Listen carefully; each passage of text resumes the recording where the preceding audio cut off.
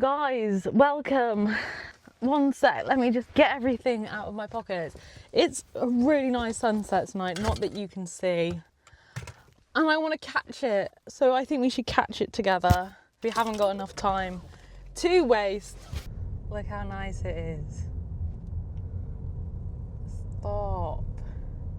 I don't really know what I'm going to talk about today. I've got a few ideas of what I could talk about. I've not really prepared. There's a pheasant on the road. Excuse me, Mr. Pheasant. Oh, for God's sake.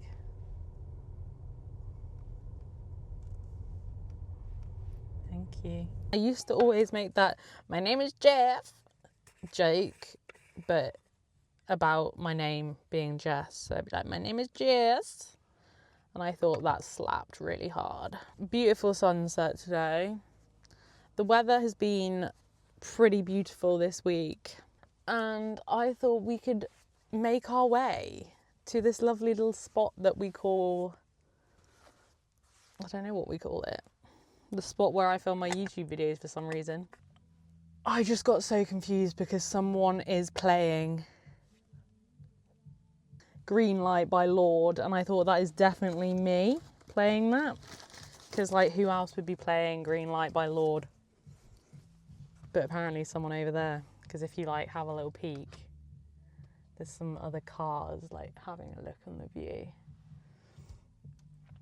Seeing you down every road, I'm waiting for it. I might move the car so we're facing the sun. Because I've just got to not care. We're doing exposure therapy with YouTube videos. Anyway, so today we are looking at a multitude of things. It's just the first thing that came into my head, really, to be honest. But I thought I would talk about something that is ultimately, I guess, kind of relevant to being in your mid-20s and also kind of, I don't know, good for people to be aware of, that we all can get into situations like this. So rather than this being as much of a podcast episode today, it is more of a story time. But I hadn't planned anything. I just saw the sun. I was driving to get cat litter, if you're wondering. And the sun was just really nice and I was just in a good mood. And I was like, you know what? Let's go film a video because it's just pretty. But yeah, okay, we've got to get going with this story because the camera has 1 bar of battery and I don't know how long that actually will last. So let us crack an apple juice carton and have a little chat about the weirdest relationship I've ever been in my life. So when I was 16, maybe, yeah, I think 16, my boyfriend of, I think, a couple of years, my first proper boyfriend, broke up with me. I really liked him at that age. I thought he was the bee's knees. But yeah, he broke up with me outside college. And it was the worst thing that ever happened to me in my life at that point. So to cut a long story short, essentially what I did was I had booked 2 festival tickets, both me and this boy, but then he'd broken up with me. So I sold one of the tickets and I still went.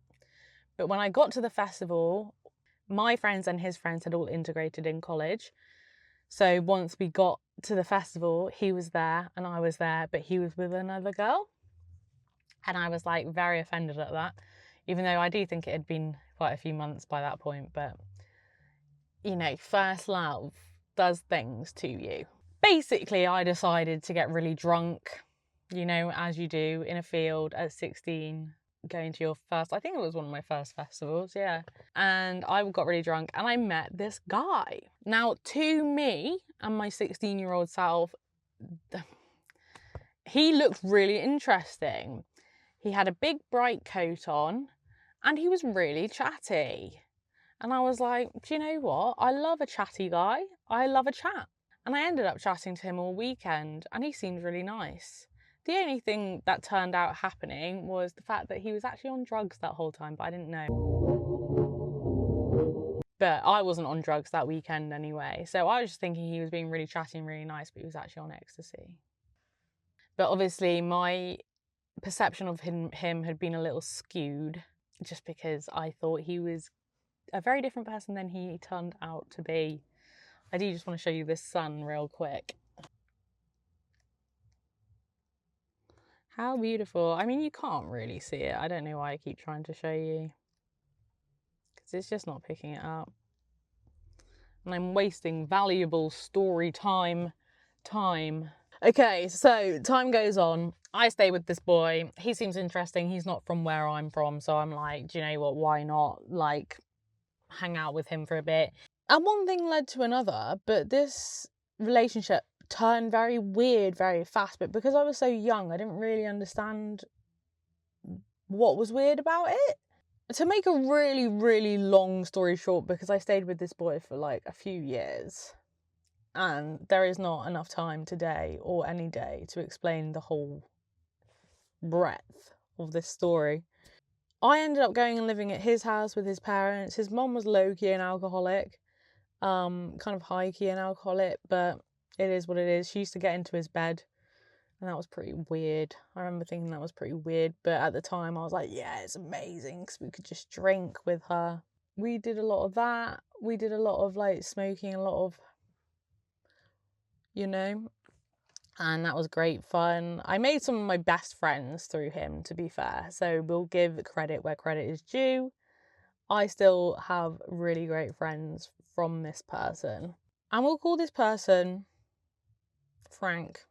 Frank got a little weird as time went on, and I didn't really question a lot of Frank's behaviours, but Frank would go to the toilet, right, for like a genuinely concerning amount of time. Sometimes it'd be a bit shorter, but he would be gone for ages, and it would always be like in the middle of the night, in the middle of the day. Bear in mind we were like unemployed at this point. It wasn't my finest time of being alive, I'm not gonna lie. What was I saying?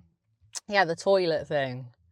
He'd go to the toilet for hours, and I'd be like, that's weird, like, where's he gone? But I just thought maybe he was just doing a really big poo. It didn't quite turn out that way. Now, can you guys guess? Can you place a bet on what he was doing? You probably can. You're probably old enough to know. I was a bit naive, though. I didn't think, oh, yeah, I know what he's going to be doing was going to be, like, you know. As time went on and on and on, he would literally be like, oh, my God.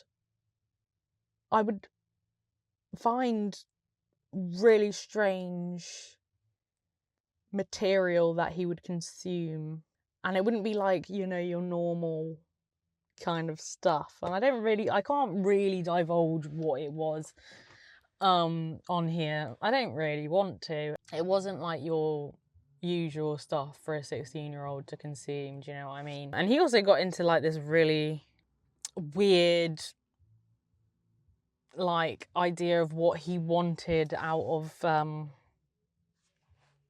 sex. He was obsessed with this idea of bimbofication.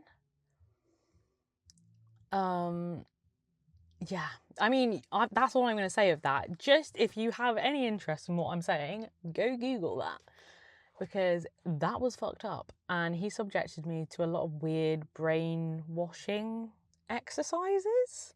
It was very strange.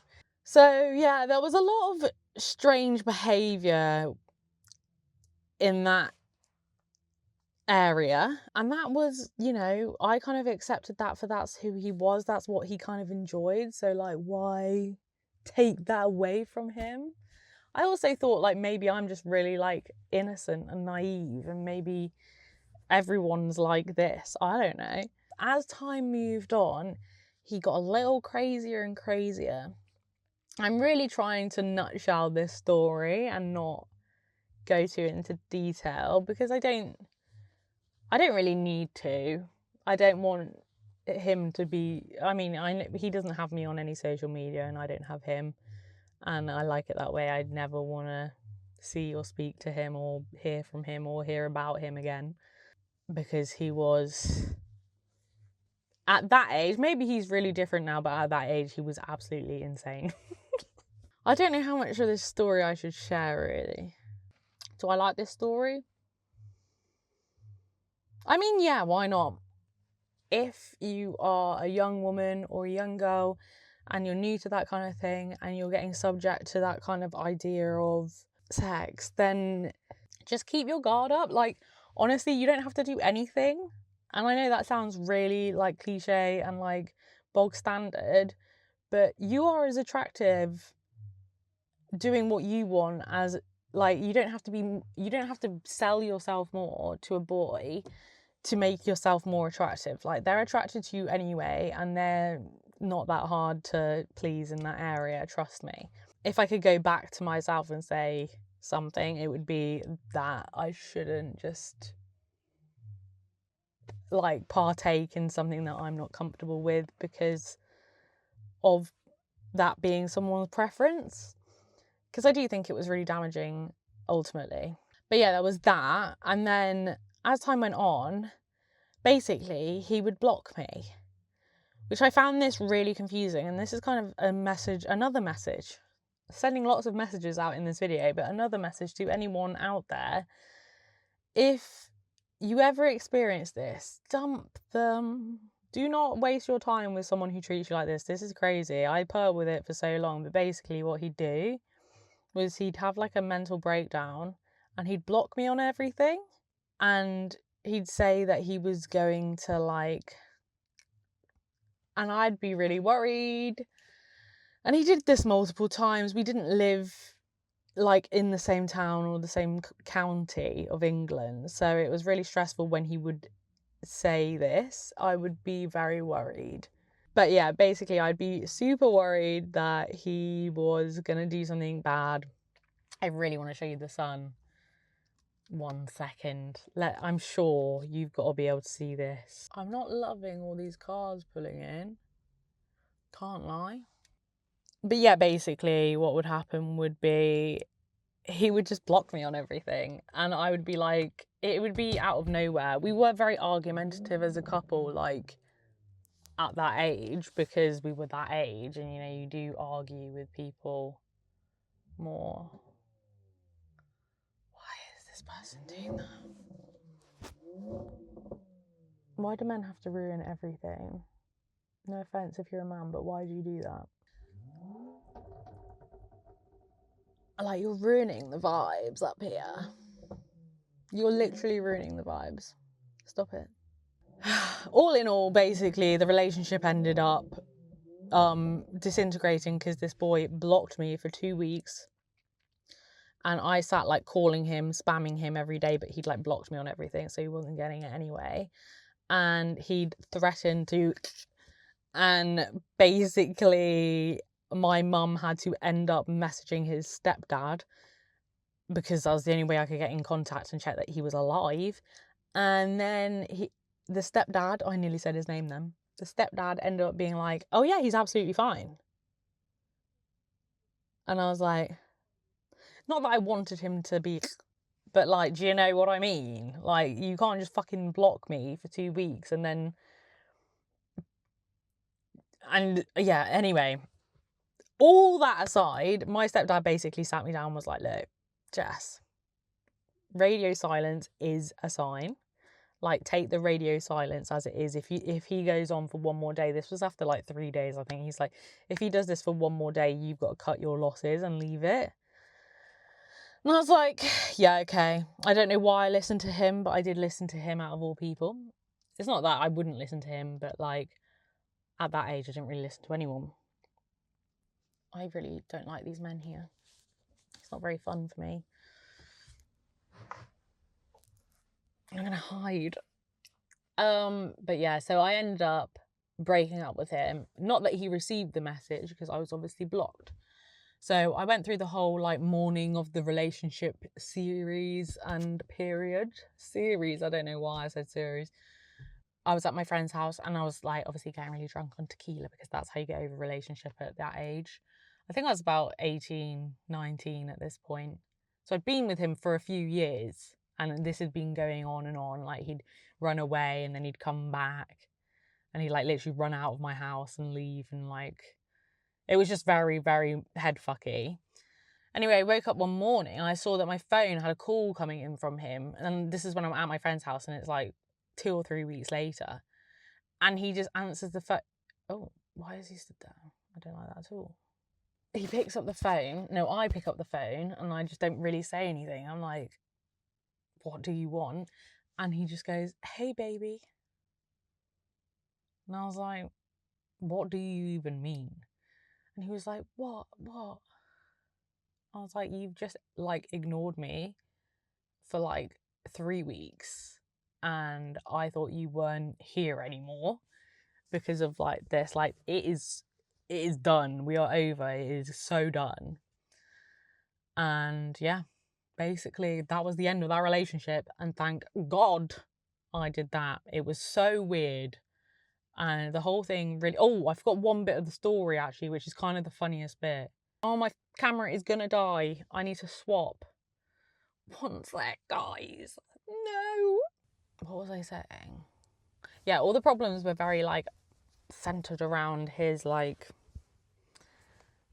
I don't even know what you'd call it, but like weirdness is all I can really describe it as.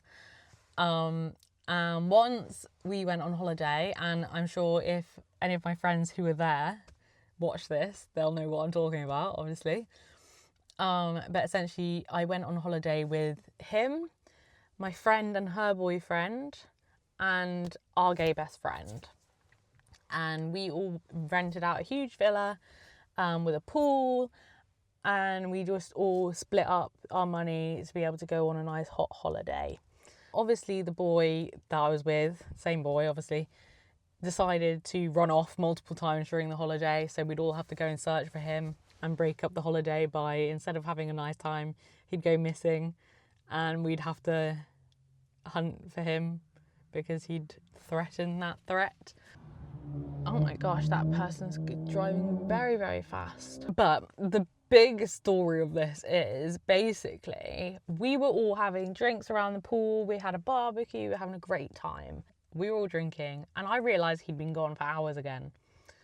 And I was like, I wonder where he is. Now, me and Frank had the top floor room, which was the only room on the top floor, do you know what I mean? And my friend, who I'd gone on holiday with, had asked to use our balcony to sunbathe completely topless because she didn't want tan lines. So she had no bikini on top, but she was using our balcony because obviously no one could see her from there. And I said, yeah, of course, go and do your thing on our balcony. Like, that's absolutely fine. Anyway, so we're sort of having a nice time around the pool, and I'm like, I'm going to go look for Frank because I thought he might just have fallen asleep or something. I go upstairs and I'm like, oh, he's not there anymore. And so I go, Frank, where are you, Frank? Frank's on the toilet. Frank is not only on the toilet doing a number 2, Frank is at the same time as number 2ing, number 3ing, if you know what I'm saying. Oh, that's not even the end actually. So I pick up the phone and I go, oh, what are you doing? Because I was kind of drunk as well. I was like, oh, what are you doing? Yeah. And he goes, no, Jess, no. He's butt naked, by the way. And I run out onto the thing. I'm like, like with the phone. Obviously not the best move from me, I can't lie, but it was just immature. There's a boy right by my car and I'm not loving that. Maybe we drive back and I'll tell you the rest on the way back because I can't do this. This is like me having school trauma because they used to play my videos on the projector and I just feel like they're all looking at me. Basically, he comes out, he's butt naked. He's like, Jess, give me my phone back. Jess, give me my phone back. I'm like, ha, like a child. And he's not finding it very funny, obviously. You guys are slipping down. And he starts punching me around the head. Like literally punching me around the whole head and attacking me. And then my friend, who I mentioned earlier was on the balcony topless, sunbathing to not get tan lines, comes out. I don't know, I feel like she could put a bikini top back on for this, but I'm not sure. Maybe she was still topless. And she was like, oh, what are you doing to Jess? Stop. And I was like, oh, what the hell? And then he ran off for that whole, I feel like for like 12 hours at that point. But yeah, it was just honestly like a few years, maybe 2 or 3 years cycle of this guy being absolutely feral. That is the best way I can describe it. He was feral. I don't know, maybe his like testosterone and his hormones have leveled out now. But at that age, it was not good. And it was pretty insane and pretty damn weird. But overall, would I do it again? No. But would I know what to look for now? Yes. It was a very strange relationship though, and I do not wish anyone that experience ever. Very strange. That's basically it. I mean, there's so many small weird snippets from that relationship that I could share, but at the time I'd say it was pretty traumatic. Nowadays I just look back on it and I'm like, that was strange. I just know what to look for now at this ripe old age of 27. I know what I want, and it's not that Frank guy. But yeah, if you knew Frank and you're watching this, this is no shade to Frank. Frank, quite frankly, can go on and do his thing. And there is no kink shaming here. I'm talking these kinks were like at the expense of me, which was why it was weird. And, you know, some people have some strange kinks, but it was like his whole life revolved around being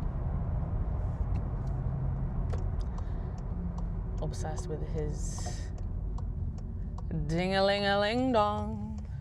Basically, if you ever get into a strange old relationship, it doesn't matter how long you've been in it. You don't have to stay in it just because you've put so much time into it. Be like, okay, I'm going to cut my losses here and leave this in the past because this one is not it. But I wish Frank and his ways the best. I just hope he doesn't end up hurting anyone else with his behaviour. But now I am in a very happy relationship. Obviously, no relationship is picture perfect. We have little quarrels about the washing and the dishwasher and the floor.